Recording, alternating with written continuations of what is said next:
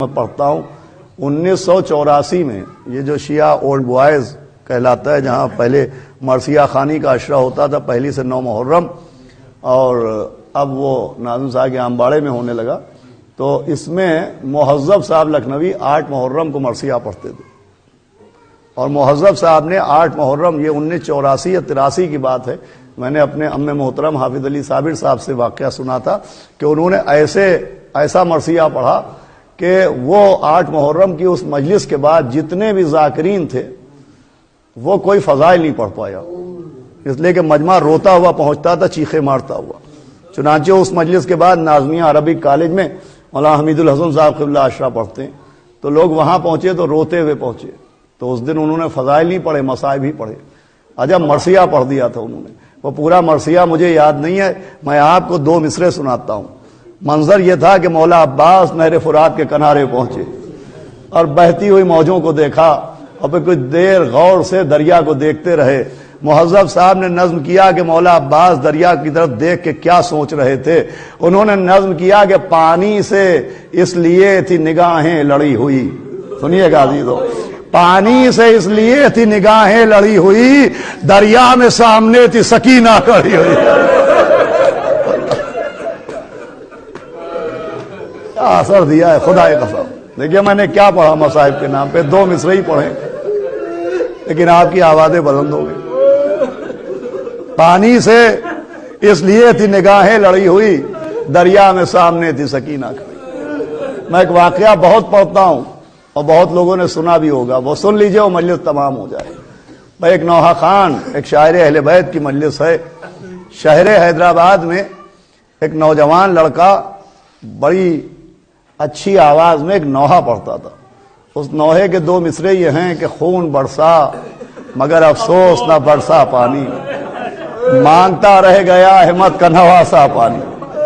عجب درد تھا اس کی آواز میں بھی، اور جب کیف تھا ان 2 مصروں میں بھی، کہ کوہرام برپا ہو جاتا تھا کہ خون برسا مگر افسوس نہ برسا پانی، مانگتا رہ گیا احمد کا نواسا پانی۔ سنیے عزیزو، مجلس تمام ہے 2-3 منٹ میں۔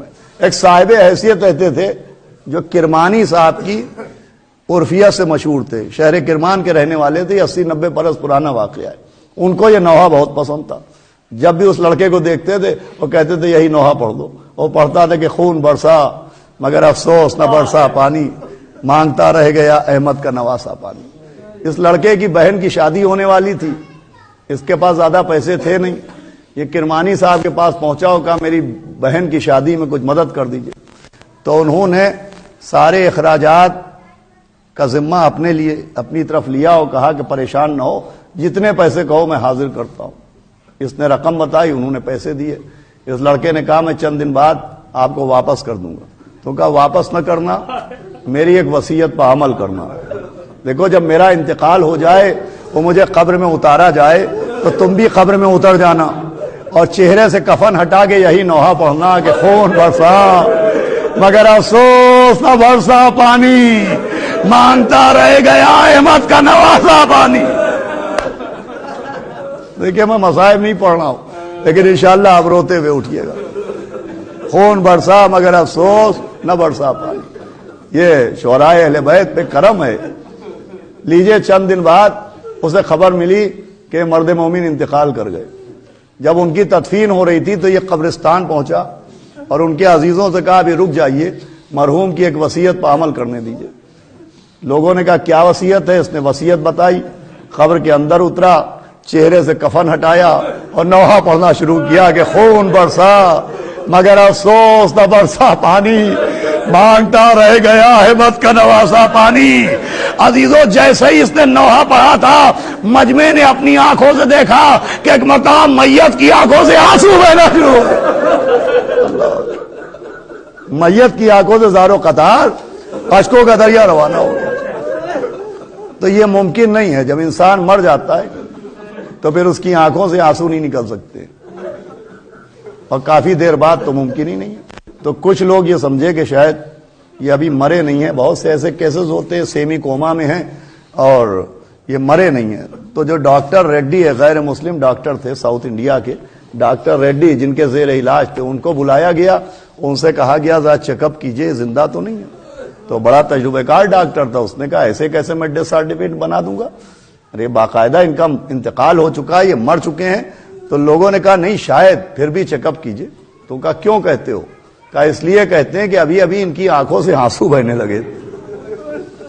तो उनका ये मुमकिन नहीं है। कहा नहीं हम लोगों ने देखा था। तो उसने पूछा क्यों बहे थे, कैसे बहे थे? तो उसे बताया गया कि ये हुआ था।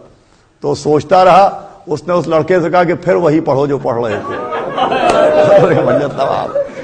अब उस लड़के ने फिर नहा पढ़ा कि खून बरसा मगर अफसोस न बरसा पानी, अरे मांगता रह गया अहमद का नवासा पानी। बाजी दो मजलिस तमाम है। फिर देखा मैयत की आंखें खुली, आंखों से आंसू बहने लगे। वो डॉक्टर खामोश सोचता रहा।